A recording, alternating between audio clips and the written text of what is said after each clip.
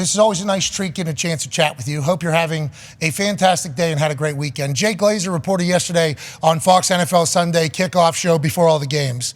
He said that Aaron Rodgers is eyeing December 2nd to get back on the field to practice. That is what he's hearing. He obviously said on this particular program last week that he's going back to the team full-time, roughly around Thanksgiving. That's always been the plan. If they're in it, he's going to continue to go on. With how it looks right now, do they even know who's going to be quarterback? I know that was a question that was asked. And what is the vibes in the building about his potential still return? Well, number one, yesterday after the game, Robert Saleh was non-committal. It was the first time all season that he hadn't backed Zach Wilson.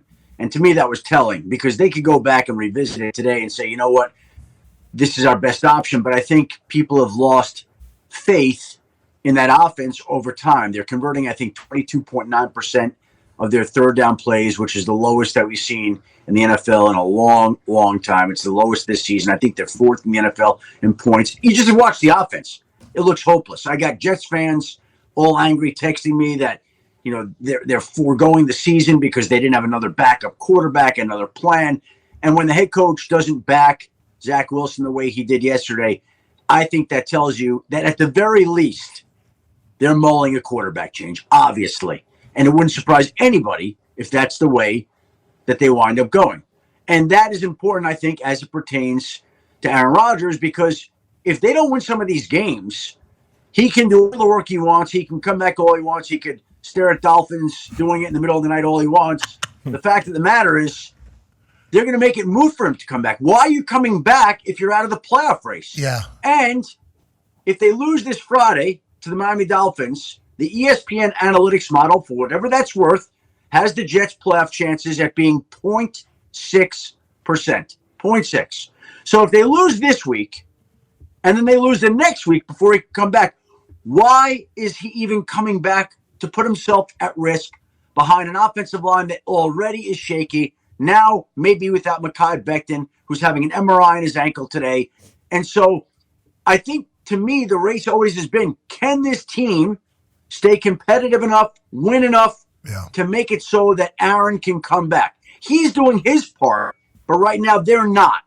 And unless they do, he can come back all he wants. He can be ahead of schedule all he wants, but they're making it a moot point in my mind. What does it mean for the future, you think? Because if Aaron's coming back next season, then Hackett's got to be there, right? And then Saleh's got to be the whole Yeah, no, I think the fact that Aaron's there means that his people, I think, are going to be there. These are the people that he wanted.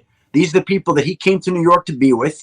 So I think everybody's safe. And if the Jets were going through a season like this in any other year, there would be calls to fire the coach and change the front office and get rid of the assistant coaches. And they still may do what they want, but the fact of the matter is that he buys everybody time because everybody knows how important and significant he is and what he feels and what he wants.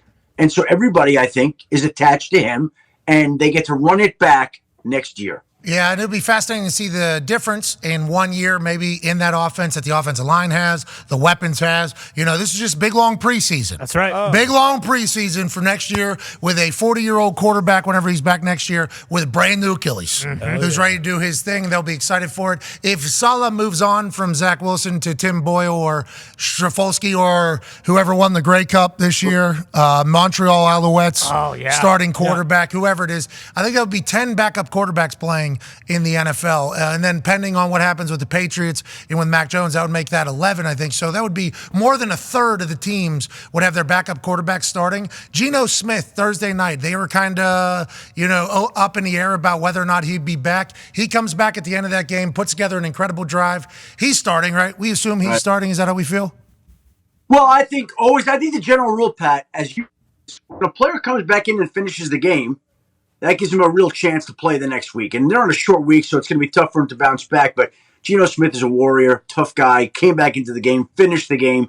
That would tell me he's on track to play, but obviously they'll go through the test and see how he's doing this week. Yeah, Thursday night needs him. Yeah. You know what I mean? That Niners team versus Geno would be great. Drew Lock now getting dropped in there would certainly be something, but let's have a happy Thanksgiving. You know, please. Let's have great Geno Smith out there doing his thing. Speaking of happy, hey, let me tell you something. You got these 3 games on Thanksgiving, right? You got all the halftime entertainment that the NFL has booked for those games. Then Friday, you got Jets-Dolphins as the Jets fight to keep their season alive. And Saturday, there's a college football game I heard something about. They're going to play that at noon at the Big House. That should be pretty interesting. Leading into Sunday, all the action, and then we got Monday Night Football. So, just sit back on the couch, have all the leftover turkey, right? And then just watch all the football. It should be great. God bless Thanksgiving. Can't wait. God bless it. God bless Thanksgiving. Whichever God you believe in. Hey, Bless let Thanksgiving. me also say this. Being that I now have this platform, Oh, great. they should lobby and make Thanksgiving the last Thursday or last Friday or even the last Saturday of every month at the end of the Thanksgiving. How about that? What's Never gonna that? happen. What? What's that? Can we just make Thanksgiving a permanent part of the last weekend of the month? I guess it turns into that anyway. I was thinking, I'm confusing my Halloween. Sorry. Onwards. Well, I'm happy you used the platform. You know what I mean? I'm happy you used our I platform. misused the You're trying to change platform. Thanksgiving? You're trying Lord. to don't Holiday. you come on this Shefty. flag. Dude, This is why whenever we announced that we were going to ESPN Family, everybody's like, you're going to change. Yeah. Don't you do that. You know why? You guys want to change Thanksgiving? Unbelievable. Oh, my. This is one thing we got good. I had a brain cramp.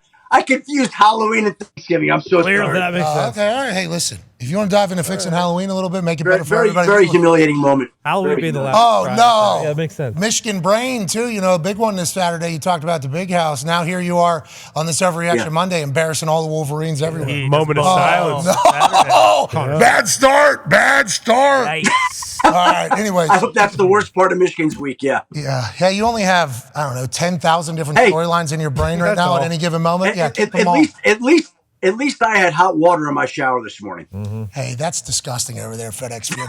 No poop pipes bursting. No. None. No poop Lord. pipes bursting. The water's going to stay in there, but it's going to be cold as Dickens. I mean, hey, this is the NFL. This is the highest level. This is a problem. This is a problem, Shefty.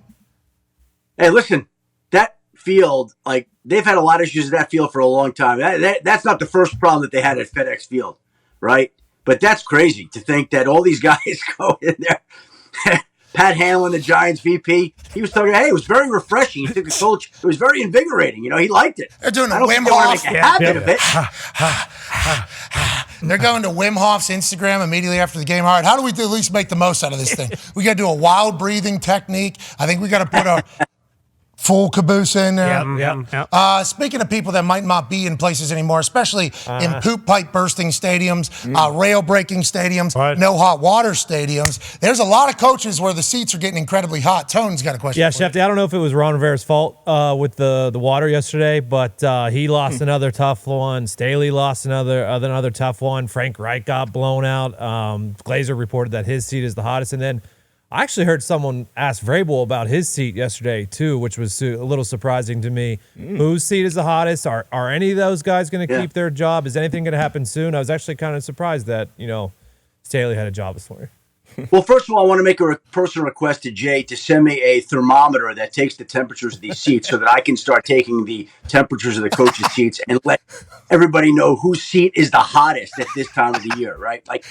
I don't have one of those coaching thermometers, but I can tell, I think everybody can tell that you look in and there are certain coaches, obviously, who are under a lot of pressure right now. And the Chargers, Keenan Allen drops a touchdown and Quentin Johnson, who's a first-round pick, drops a pass that could change the game. And then everybody piles on Brandon Staley, forgetting that last year, I think they were 6-6 and reeled off their final 4 wins. And I'm not telling you that's going to happen again, but we get wrapped up in the moment, and everybody's coming for Brandon Staley right now. And if the two receivers held on to the passes, then they would be leaving him alone for this week. Yeah, because Chargers defense has been really good. He's been at the call. You're right. If those two guys can catch the ball a little bit better, that would be great. But the Staley questions are only off of this past weekend, obviously, not his entire tenure. I do appreciate that you are sticking up for these guys and not calling for jobs because it's incredibly difficult. But we are at the time right now where it feels like we're starting to figure out who's going to be moving on and who's not. These seats, what does that mean? I always think once you get past Thanksgiving, that's when hunting season begins. That's when I think coaches get to be put on the clock. Not that they're not already, they always are. But that's when all these calls and all these questions intensify. So on Mondays, if I did have that seat-taking thermometer, then we could give you the actual temperatures. We know that Frank Reich's seat is warm. Clearly. Warm. It's bad. It's bad there. We know in Washington, there's new ownership. New ownership That's is going to want to bring in their people. Is that a surprise to anybody? So if I could stick this into my chair right here, it would be very, very warm in Washington. Very, very warm. Okay. There's the thermometer. Right. You got it. The make-believe thermometer, right? Does Ron know that? You think? Yeah.